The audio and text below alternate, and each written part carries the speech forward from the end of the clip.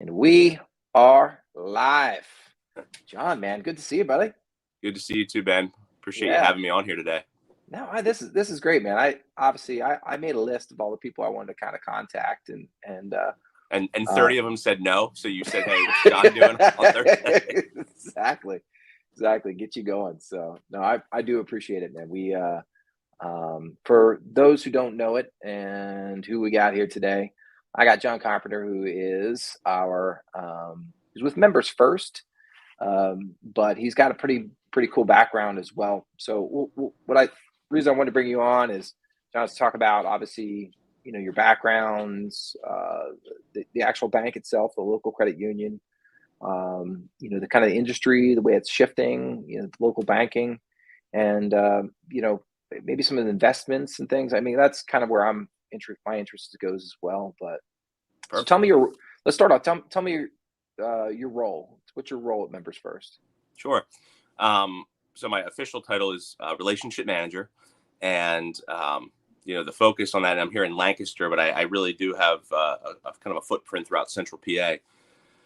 But my job is really to kind of concierge or quarterback deals and financial situations for our members. So, I work both on the consumer side and the commercial side. So if a member comes to me and they need a home equity line of credit, or if they're looking to open up a new account, or a business is interested in refinancing their building, my role is to sit down, be that first point of contact, understand what they're trying to accomplish, what the bigger picture is long term, how our piece might fit into other financial pieces they have, and then work with my team and our team here to say, okay, we're going to pull in a specific lender, we're going to pull in a specific branch, we're going to kind of bring you this team to accomplish that. And so I help facilitate that here and really just help to lead business development and the growth and the membership base. It's really cool. I've seen signs for Members First prior to being involved with them now. Full disclosure, John helped me out with a HELOC on my house because I'm doing some investing and stuff like that. But I believe that conversation was prompted by a St. Patrick's Day Guinness last year. So, or maybe several Guinnesses. That's one of the perks of being a relationship manager. Yeah, you can have a relationship anywhere, right? Yeah, no, that it really was. And obviously I've driven past some of the locations, but once I got involved, I really was impressed because the other side with me was Wells Fargo, right? It's a big national or international company.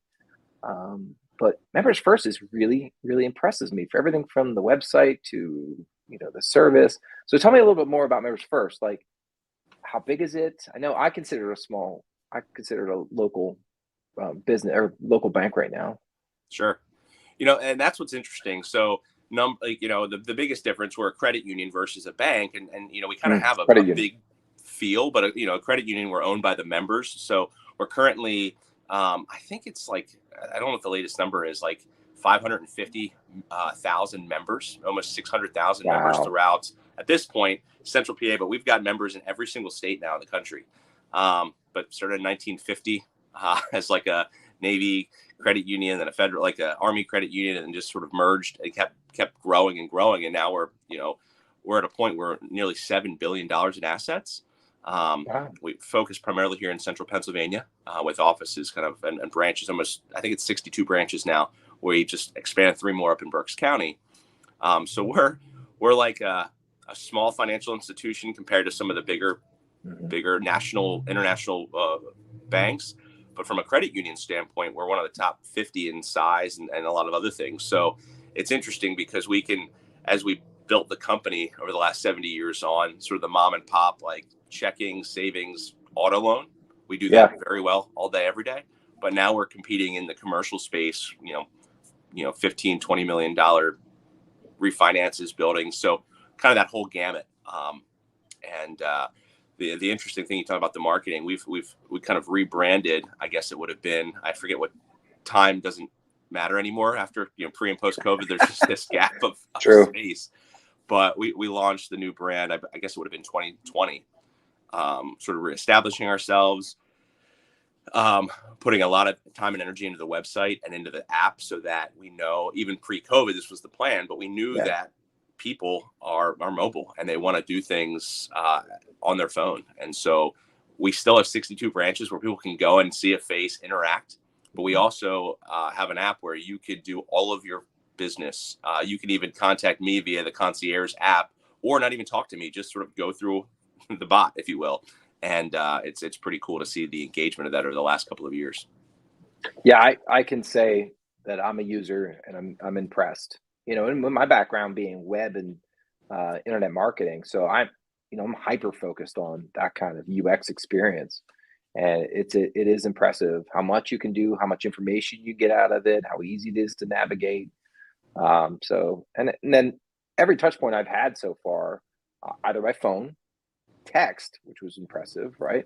Phone, text, email, and and branch. I've had nothing but a fabulous experience. I might get the stat a little bit wrong, but I understand that I think we currently have 5 generations sort of as a whole as members of the credit union. If you look through our whole membership, there's a gap, or there's a huge piece there. And so, I think last year alone, we had over 700,000 phone calls to our customer service department. Mm-hmm. And that could be as simple as like, hey, how much money do I have in my account? Or, hey, I want to buy a house, I need a mortgage. And, no matter how big you are, 700,000 phone calls is a lot to handle. And so people were on waits, and we want to make things easier. So now we can get a whole population of people that are mobile to handle all that stuff on their phone. So we're trying to make sure that everybody gets accommodated and doesn't have wait times and lag times and things of that nature. So smart.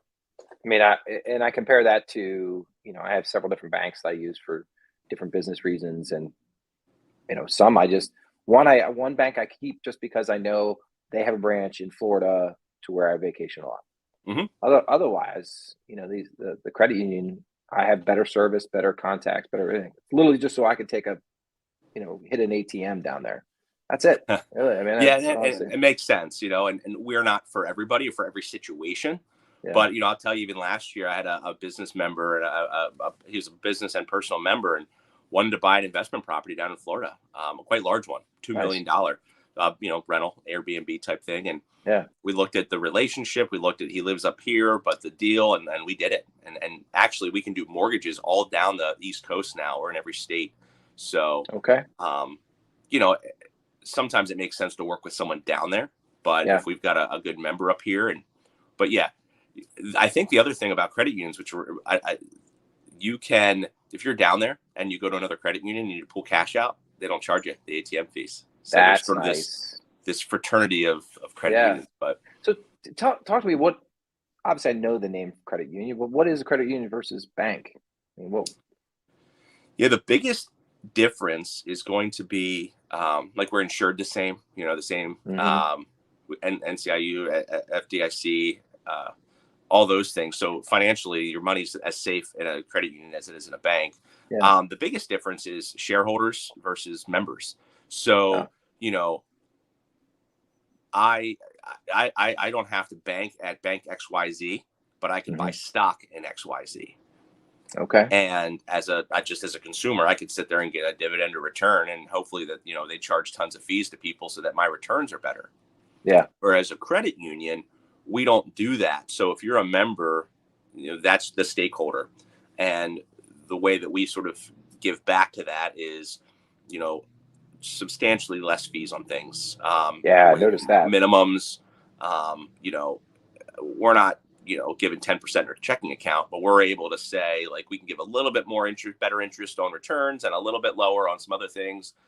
And now it's not completely black and white, but that's where the difference is. And when I talk to people that are, with a bank, like a client perspective, and I'm like, hey, let me take a look at your, 3 months financial statements. It might make sense, see if it makes sense to make a move or whatever. And I'm looking at their fees, and I'm like, thousands of dollars, depending on the size of the business, hundreds of dollars. And I can say, hey, listen, we're doing that for, pennies on the dollar. Mm-hmm. So that's a big difference. And I would say the other piece that I've noticed, I came to members first 6 years ago as a member. I was looking to get into investment real estate. I was looking to kind of make a change from the big box shop to more of a little more gray, someone I can work with, build a relationship. I was getting into investment real estate. I didn't have millions of dollars. So I was like, who would work with me? And so I joined Members First in that realm and started banking with them. And then they said, hey, you should come work for us. So I have experience on both sides. But the community aspect, we say, we're going to put our member dollars back into the community to our other members and work with them. And so you said you've seen signs, and I know you've been to events and things where you see our logo or our teams out there. Our engagement level and our commitment to supporting our community members, I think, is something that really is a differentiation between some of the other banks that are sort of, they have to do some things versus us that we're really putting dollars and energy back into our communities. Yeah, obviously I've seen beyond the banks and the locations. I do see the community involvement. The name keeps showing up, and sponsorships, and just being part of active roles in the communities, which is, I think, is super important. So obviously, I wanted to give you a little personal pitch because I know you're an investor as well, and that's kind of why I took your, I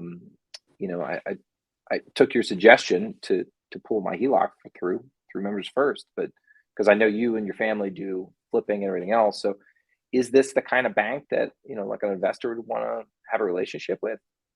I mean, the short answer is yes. That's how I got over here. I actually was referred by several people back in 2015. Hey, go talk to Members First. They're really good in the investment property space, 1 to 4 families. And since then we've grown. And so, as my wife, Kate, she's a realtor here locally, and I'm still a banker. I'm not or a credit unioner. I don't think that's quite a term yet, but, we've been in the space, we've seen the space, and I have so many members that, have 1 rental property or, 30 rental properties, and they've got a big portfolio. And I think that that's something that we're pretty good at, and kind of understanding that. And, every financial institution has their lane, and we just seem to be pretty good at that lane. And like we talked about, the home equity line is a great tool to, borrow from your house for unexpected things, right? You can have it to consolidate consumer debt, to emergency fund, to buy yourself a vacation home. Or, you've got a pile of cash that you want to use to buy an investment property. You can have your home equity line as like a backup for that. So it really just is it's diverse, and it's a no-brainer. And I say that, but even if people don't work with us, I'm saying you should go capitalize on your home, because that's where wealth is, right? Wealth in real estate is on the equity.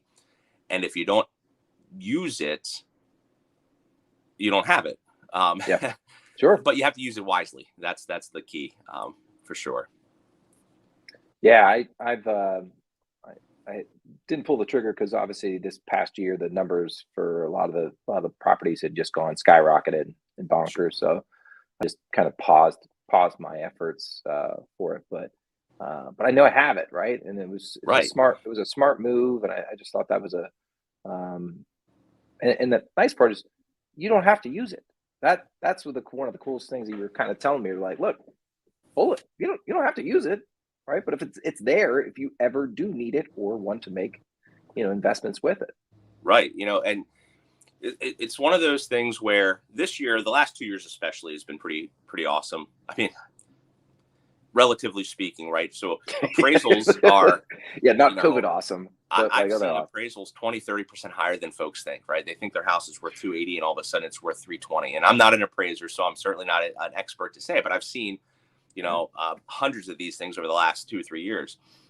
And right now rates are at an all-time low, right? Prime's 3.25. Yeah. So, there's chirps about things maybe rising a point or so over the next year, which I'm also not an expert in, but houses are appraising high. Rates are very low. People have been stuck inside for 2 years watching HGTV and looking at their spouse or significant other saying, you know what? I hate my kitchen. I want to fix that kitchen. Well, that kitchen's going to cost now because there's not a lot of, there's such a shortage of contractors. They're all over books, so they're charging more. A kitchen's going to cost you $35,000. And not a lot of people, most people don't have $35,000 laying around. But if you can go ahead and you can borrow from your home and pick out, the rate, essentially, we talk about rate and how much you borrow, and then you're locking in certain rates from 1 to 15 years. Yeah. You and your spouse can sit there and say, hey, we can afford $150 a month, $200 a month. Let's plan for this. and make this work. What I don't suggest, Ben, is people saying, hey, I've got, $50,000 home equity line. Let's go on vacation. and maybe you can do that, but I want to talk through what's a long-term thing. Because if you're spending 10 grand on a credit card or a home equity line for a couple of days, it could be challenging financially, no matter who you are. Yeah, there's obviously the glitz and glam of vacations and, high rollers, and you think you have this, access to this stuff, but obviously there's a lot of pitfalls to that, And I'll give you a perfect example. So my wife and I have a home equity line, and it's interesting because we got one back in 2016. Then I started working with Members First, and the product changed a little bit, so I got a new one. And so when you get a new one, you basically just capitalize on the greater equity.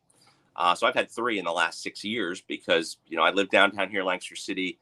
Fortunately, the market has been tremendous. So my house has had some equity in it, but I also live in a house 140 years old.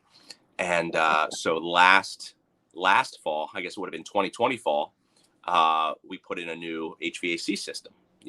First time ever, we had like window units. So, that costs money. And then just this past summer, we got a new roof.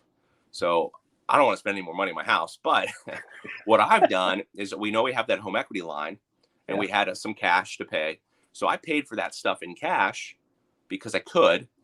And now if an emergency does pop up and you need a couple grand for the car or for whatever, I can just borrow from that home equity line, know what that rate is, and know that I'm okay. And I think that's probably the most practical way people are using that to improve their home and to make sure that their space is safe, and it's affordable. Well, I like the fact too that you mentioned, HVAC and new roof, right? So both those are going to go towards the value of your home. 100%. Right. So you've taken equity from your home to put more value into your home. So net, even though, yes, you got to make a payment on it and there's interest on it, like net, you just basically increase the equity of your home. Right. And there's nothing sexy about either of those two things, right? You're not going to walk into, that's a really nice roof. The roof isn't the kitchen or the bathrooms or, the dining room. But, if anybody that's in real estate knows, if you're going to buy a place, the first thing you want to look at is when was the roof replaced? Yep. How new is the HVAC? Check. How new is the plumbing? Check. Yep. And if you're inside it, 5, 10, 15 years, depending on a couple of variables, that's huge. Especially if you're going to move into a home and live in it versus maybe flipping it or renting it out or whatever. But it's still a big deal, and no one wants to get those 2 bills at the same day. So true. So true. So let's switch gears a little bit, because I know I've been bragging about the website. So I actually want to pull up the website for Members First. Now, this is just scrolling here, and there's some great stuff in it. I thought that said dominate. It said nominate. That's hilarious. Yeah. So, well, it could, right? You could dominate too. But, if anyone's actually trying to, it's members, the letter 1, and then st.org. So it's memberfirst.org. And, if you're looking just to explore a little bit, I would recommend, for those who are interested in possibly searching for another bank, like if you have any issues, if you have any doubts, like I would seriously just give it a shot. It's never a problem to, do your research for your family's financial health, really. And I really think the Members First is a good opportunity. Thank you. And a lot of easy use. I mean, there's a ton of easy use on this thing. So it's, and one of the cool things about the website, number one, it's very simple to read at this point. They've made it so that anybody can go on there and just sort of like pick and play what they're trying to accomplish. Then if you're on your computer or if you're on the app and you want to inquire, what it'll do is it's pretty smart, and it kind of goes through some questions, but we have, I think, 18 relationship managers spread throughout central Pennsylvania, myself included. Wow. And so if you're sitting in Lancaster, you're sitting in Lancaster City and you're like, what are the rates right now on auto loans? And you look and you're like, I want to inquire more. It's going to filter down through within hours, sometimes even sooner. And I'll get an email notification that says, hey, Ben is looking to buy a new vehicle. And so then I call as the concierge, as your relationship managers. Hey, what are you doing? What are you looking for? Well, I'm looking for this, but we might be looking for that. And I'll say, oh, cool. Yeah. Here's our rates for that. We can think through how to do it most efficiently. If you're sitting in Hershey and you do the same thing, our relationship up there, Chad Stein's going to like, his picture will pop up on your phone and like, oh, I'm your concierge. So we can be as engaged or as unengaged as you want us to be, which is pretty neat. So if you went on right now, Ben, and you're like, I want to talk about opening a new business account and financing a new building I want to buy, I'd probably get that email today. And then it's up to me to make sure, hey, I got to get off this call. I got to go call Ben. Yeah. Yeah, that'd be great. So, hey, I don't want to hold any more time. I know your time's valuable, and I do appreciate you coming on, man. It's always a pleasure, and the I'm a big fan of you in general. Oh, and thank you. Yeah, so you and I have known each other for quite some time prior to Members First, and just running around in the same circles. I think it goes back like 2009, 2010, like some chamber mixer stuff. Oh, I'm sure. Yeah. Yeah. Probably had a different hairstyle, that kind of stuff, the old pro. No. I had more hair. That's why I put the hat on, because it's kind of covered up. Well, you're a golfer too. So the Masters party and stuff like that, I'm a big fan of. But yeah, for anyone who's watching, this today was sponsored by Smoker & Company, which is a local CPA firm. Smoker & Companies also has several other businesses, Smoker Wealth. They have Smoker Property Management. They have Smoker Realty. There's a Keystone Credit, which is actually Keystone Credit Services, which is a debt collection. So there's lots of businesses, and I'm very fortunate to be sponsored by them today. And so if there's, if you're interested in this kind of stuff, there's going to be ongoing interviews just like this. They're going to be dropping on Facebook, LinkedIn, and YouTube all at once. And guys like John, fantastic interview. So John, again, I appreciate it, man. It was great talking to you, and hopefully we'll get to see each other again in person soon. Agreed. Yeah. So hey, thank you. I appreciate being on here. Appreciate all that you're doing, and just thank you, and happy to help in any way I can. Perfect. All right, everybody. Thanks for watching. Hopefully tune in for next.